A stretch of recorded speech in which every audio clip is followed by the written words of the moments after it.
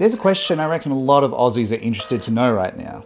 Are the places that we've come to know and love, like SeaWorld and Dreamworld, just faceless corporations enslaving animals to do circus tricks? There's one small group of Gold Coast-based activists who certainly do seem to think so. They've been protesting at places like SeaWorld and Dreamworld and Australian Outback Spectacular to make their plight known. And what is that plight, you might ask? Well, it's a great question, so I went to their website to try and find out. And their website doesn't exactly work. So I went to the link on their Facebook page and that doesn't work either. So I actually tried to message them directly and even asked for an interview so I could create some sort of even piece about animals in captivity. And they said no, they didn't want to talk to me. I found on their Facebook About section that they said that they are for the freedom and justice for all land and marine animals held captive for human entertainment and exploitation. All right. Cool, fair enough. So with that in mind, I reached out to the activists who were actually interested to talk to me, and I reached out to my friends and family and asked them what kind of questions they'd want to ask, say, Dreamworld and SeaWorld. And I got some really good questions back. Are the animals actually doing circus tricks? Are they locked up in cages? Could you release them all into the wild tomorrow? Are they spending any money on conservation, education, rehabilitation work? And fun fact with that as well, actually, from what I searched in terms of this particular activist group, the only fundraising that they do is to pay for the fines that they got from trespassing and protesting illegally at places like SeaWorld. But I digress. Here's the part where I'm really upfront and transparent. I have worked with theme parks here in Australia and overseas, so shock horror, that means I'm biased. And I've seen some really great zoos and I've seen some pretty shithouse zoos too. In terms of Australia in particular, we lead the pack globally in the way that we treat and care for animals. And I'm really proud to say that too. So by all means, continue watching and take it for what it is. It is one opinion. And also, if you like this and you feel like this is important to you, share it around. I'll appreciate it. So, unlike the activists, I actually approached Dreamworld and SeaWorld to see if they would want to sit down with me and answer any questions I'd have. And surprise, surprise, they both agreed. And I asked them all the questions I had point blank to see what their thoughts are. I guess to start, there's a lot of protests happening right now in terms of animals in captivity. Just to start, what are your thoughts on the protests that are happening right now? Look, I think it's good that people speak their mind. And I don't have a problem with if people have different thoughts and views than ourselves and others. I think the manner that they go about it probably needs to be reviewed and looked at. My point of view, everyone's got a right to have their own opinion, and these people that came on site and protesters have a right to their opinion. I guess it's the way you go about it. Firstly, I don't think they do themselves any favour. I think that they actually create a bit of negativity towards their own arguments because of the manner that they work in. And I use one point as an example. They talk about animals and cruelty, but yet they were quite willing to jump in our pools with animals that don't know them. So the animals were quite frightened and disturbed. You're talking about the dolphins, yeah? Correct. So, I think just that manner tells me that they're not really thinking people. I think if you were worried about animals and worried about the concern and their welfare, you wouldn't be sort of jumping in their pools. And we work with Sea Shepherd. We work with Australia for Animals. Australia for Dolphins doesn't like what we do. But I've had them here at this table. We talk. We try and have some dialogue. I try to understand the depths of their values in relation to what they think, and I try and talk through it, and even we've made some changes because of that dialogue. They're professional about the way they go about it. This group, I've tried to communicate with this group on a number of occasions and they just don't want to talk. What's that process like to actually, I guess, become a zoo or a wildlife precinct? Yeah, so we are a zoo. That's what we are. So, and we're not masquerading as a theme park. We're a zoo within Dreamworld, the theme park. We're accredited under the zoological industry. We work under the same government agencies, which is exhibited animals. So we have the same values, the same desires, and we have the same regulations. They determine what our management structure is with the animals, how we care for our animals, and we have to meet minimum standards within that legislation. Most of the people in work within zoos are professional. Like if you look at 80% of our staff that look after our animals here, they're all professional people, been through university and they've got degrees and things like that. So what's an example of like some of those regulations that, that Queensland put out? You need to meet minimum husbandry requirements for animals in your care. And I'll use koalas as the example. Each koala can only get held for 30 minutes a day. So that means, to do that successfully, you need a lot of koalas. So that's why Dreamworld has the second largest population of captive koalas. These are 5 generations bred here at Dreamworld. If I took any one of the animals up there, in one day, in one 24-hour period, that involvement might total out to about, if it was an hour, I think it'd be, quite amazing. The rest of the time, what we do, we keep animals in social groupings. The most enriching thing that these animals can be is in their own grouping, whether that be a group of males, as they are in the wild, or it can be mums and calves and grandmums. We don't separate babies from their mothers. We try and keep them in the social group. That's the most enriching thing. SeaWorld has very large natural sand pools. They're some of the largest dolphin pools in the world.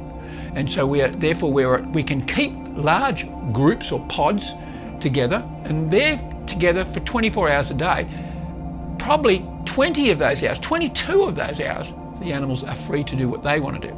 Now, but we have people that are at the side of the pool every day. They provide enriching, thought-provoking mechanisms for the animals to solve in problem solving. But if the animal doesn't want to do it, the animal doesn't have to do it. I guess another thing that the activists say is that, animals shouldn't be put out for entertainment, I guess. Do you think that that's old hat? Do you think there's merit to that? What are your thoughts there? So I think sharing the message, whether it's tigers, and I'll use another example, the bilby. No one knew what a bilby was 10 to 15 years ago. If we didn't bring it out and hold it in my hand and show it to the millions of people over the last 10, 15 years, that animal would be extinct. That then drove an interest to save this bilby, particularly the Queensland bilby, where there's only 400 left. Now we've got a drought out there, and it's lucky we've got them in captivity, and our first batch of animals has gone back out to the wild this last week. If we didn't have that happening, they would be extinct, and there'd be no bilby, and everyone would be imagining this extinct greater bilby like the lesser bilby, which disappeared in the 1950s, gone. So now we can't even show anyone what a lesser bilby is. It's just in a black and white book, and that's it. You could go to any pub now and ask any Australian, and they will tell you what a bilby is if you showed them a picture. That's all come about because zoological institutions like Dreamworld can share that message with a live animal. I keep doing this because that's how you hold them. And so what is, I guess, a typical day with some of the animals here at Dreamworld? So what do the bilbies do on a day-to-day basis then? Because they are super endangered at the moment. Yeah, so with less than 400 left in the wilds of Western Queensland, our bilbies in captivity here at Dreamworld, which we have nearly 20. So we divide them up into recovery program breeders, and then we've got our tactile ones that we share the message with. And the recovery species animals have a hands-off approach. So we feed, clean, do the husbandry, and then the young joeys go back to the wild. And we drive them back out west. It's not just about keeping an animal in a cage, it's bigger. There's more to it and it's complex. But the welfare of the animal comes first, and the care of the animal comes first. It's a drought at the moment, their population's dropping, there's no water. At least when there's no water, their biggest threat is the feral cat. So how are these guys going to survive with 20 million feral cats out there chewing their way through our environment? Certainly with dolphins, even in Moreton Bay, our own doorstep, we've got some dolphins called the Australian snubfin dolphin and the Australian humpback dolphin that we're losing them. We're seeing a lot of advancement in personal watercraft and jet skis and things like that, using areas of Moreton Bay we never had before. So we're trying to communicate with the community so they can understand some of these things, so they can be involved in decision making or actions that help these populations in the future. And some of the only places they get them is places like SeaWorld and Dreamworld and other zoos and aquariums. There's this big, I think, misnomer in terms of when it comes to the shows that people see throughout the day that the dolphins are essentially starved so that they're more incentivized to do tricks, I guess. Yeah. Yeah, well, that's so far from the truth. These animals' health, we've got some of the longest lived animals and longest lived dolphins in the world. We probably have the longest live dolphin being Amity. So their health is critical to us. You know, there is no more take from the wild from the dolphins. You can't get at these animals from anywhere. They are the most valuable commodity and precious commodity that we have, and we do everything from the health. If anyone thinks that you might hold back food from them, is, you know, I don't know, a little bit warped in their thinking. Why does Dreamworld have tigers in captivity? So we have 4 ambassador species, and tigers is one of them. We have Tiger Island, which in itself is a tiger conservation facilities. We have Sumatran tigers, the first ever global species management program listed under the UN, United Nations, under the Captive Breeding Specialist Group, was held here at Dreamworld. We hosted it, we drove it. We got all the players around the world to come to Dreamworld and talk about the Global Species Management Program of tigers in captivity and in the wild. Dreamworld fund nearly 12 individuals in Indonesia, in Sumatra, with weapons, patrolling the national park. We couldn't do that if we weren't sharing the story of these animals from Dreamworld to the broader public. We'll take the Sumatran tiger as an example, which is like very endangered at the moment, I think critically endangered, yeah? Let's say we took all of the insurance populations, put them back into the wild, what would happen to that population? So it's so fragmented at the moment, we have to manage them. We have to manage them in the wild and have to manage them in captivity so we can support what's going in the wild. If it was a utopia world and Sumatra was untouched by humans, then that would be great. We wouldn't need them in captivity to support what's going in the wild, but that's not the case. The wild has been chopped up. Human population growth and people living in those areas with the tiger, an apex predator, is impacted. It's fragmented. So we need to be on the ground with men and women on the ground, making sure that poaching doesn't occur, but also making sure that illegal logging doesn't occur, and a range of other illegal wildlife trade activities that occur in these blocks. So that way the Sumatran tiger can live into the future. And if we can share that message through our own animals here at Dreamworld, that's a beautiful thing to do. And we're raising awareness that otherwise people wouldn't know. Very fundamental point in terms of the shows themselves. Are they doing circus tricks? Look, and I think I'm going to be very honest with this one. We've evolved, and I think that going back to the early 70s and 80s and 90s and things like that, you did have animals playing with balls, doing all sorts of things, towing things and doing things. And I think that we've listened to the community over the years. We've all evolved, and I think that we're somewhere now that I believe we're in a good situation. What we want is for the animals to be doing behaviours they do in the wild. And basically, if you go to the wild, you see dolphins feeding and things like that. You'll see them jumping, you'll see them surfing, you'll see them breaching and this type of thing. Yeah. Basically, that's what we have in our show. What's the connection there between SeaWorld here and SeaWorld, let's say, in the States? Well, look, firstly, there is no connection. There is no connection. Our original owner, Keith Williams, this park was originally called Skiland when it first opened in 1971. And in 1973, Keith saw the SeaWorld in the US, and it wasn't registered here, and he thought, what a wonderful brand. So basically he stole the brand and he brought it here. And so we've had that situation since then. But we have no connection. And if you look at what Blackfish is about, it's about the killer whales. Now, and again, to me, my personal views is that I haven't seen yet a facility that can meet the needs of a killer whale. You know, if you look around SeaWorld, I've been fortunate to be part of the design of all the exhibits here. When you look around here, you'll see we're very organic.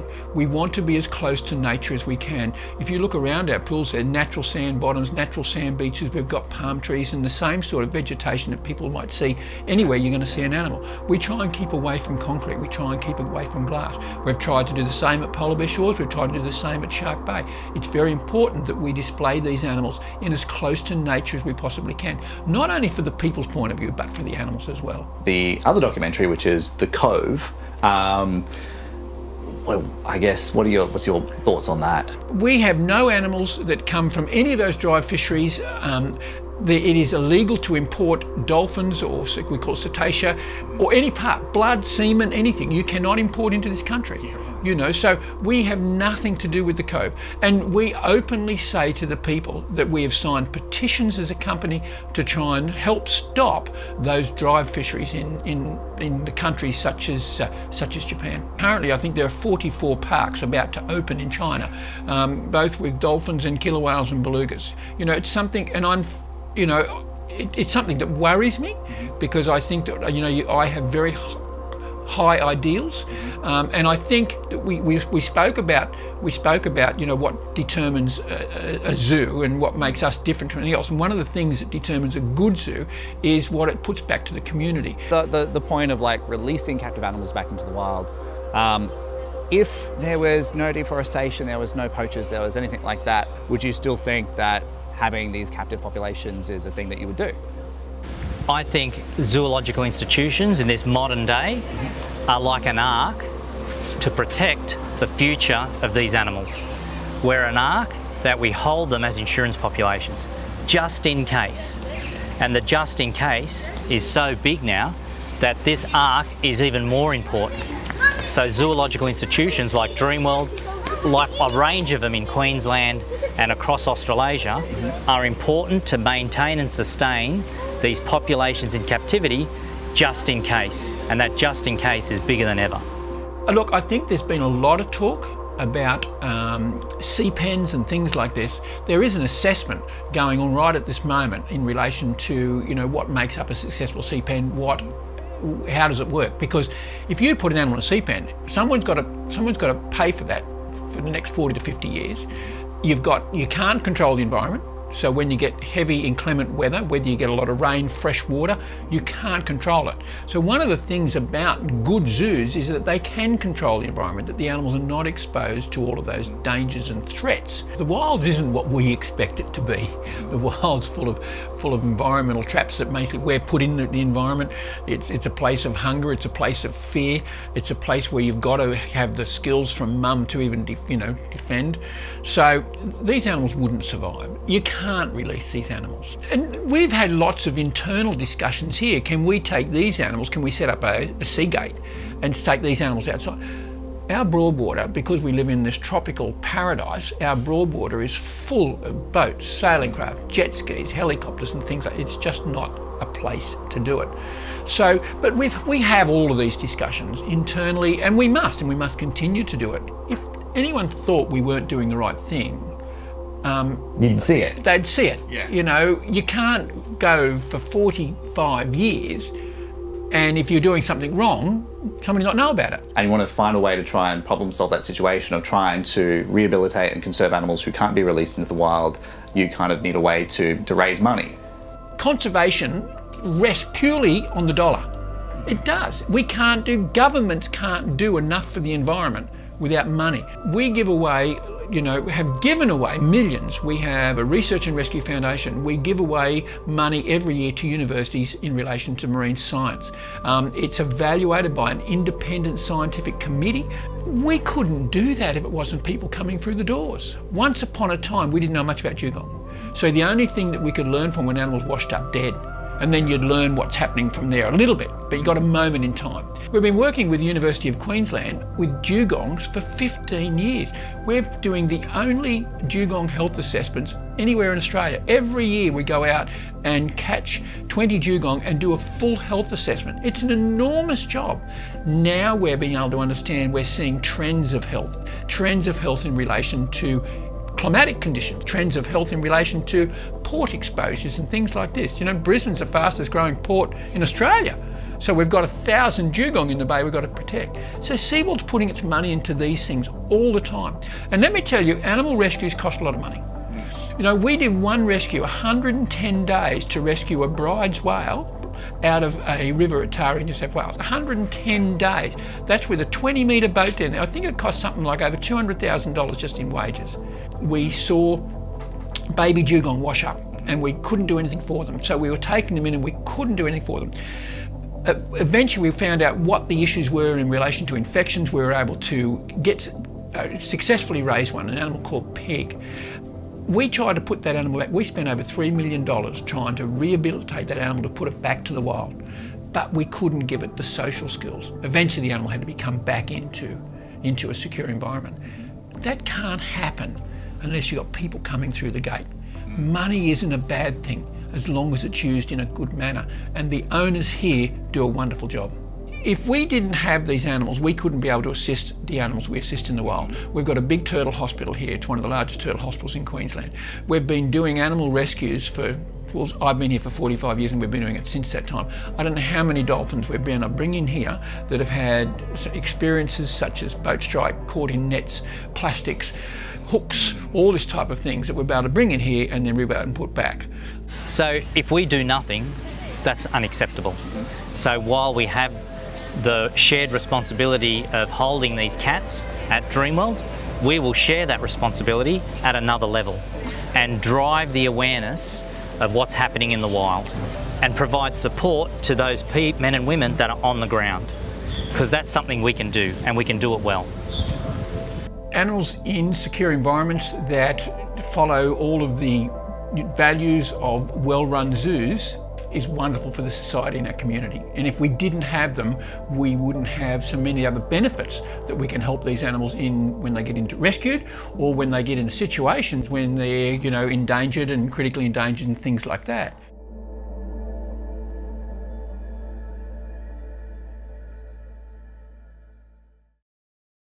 So firstly, if you've stuck around for this long, good on you, mate. Good job. And secondly, I thought I'd just share my opinion about what I thought after talking to Al and Trevor.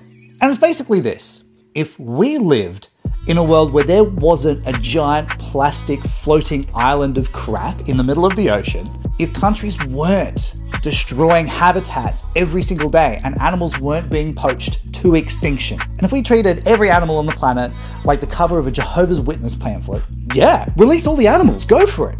But that's not the world that we live in. And here's the chain of thought that I think I've pretty much nailed at this point. I'm an animal lover and I've just finished university, and I'm so frustrated by the fact that the animals that I love are being driven to extinction, their habitats are being destroyed. I just want to set up somewhere to share people my passion, and take in animals who are sick or hurt. What if I create a place where I could take some of these animals in and conserve them to make sure that they don't go extinct in the wild? And then maybe if we had a zoo, then I guess, if we're educating people and enrolling people into the kind of passion that we have for animals, then we could maybe ask for donations so we can send people overseas and stop the poaching and actually have captive breeding programs so we can talk to other zoos and places who are as passionate as us and maybe, we could stop animals from going extinct. That would be awesome. That would be cool, right? What would be a good name for a place like that? I'm thinking Taronga Zoo, Australia Zoo, SeaWorld, Dreamworld. Yeah, you see where I'm going with this? I really hope that you've enjoyed watching this clip.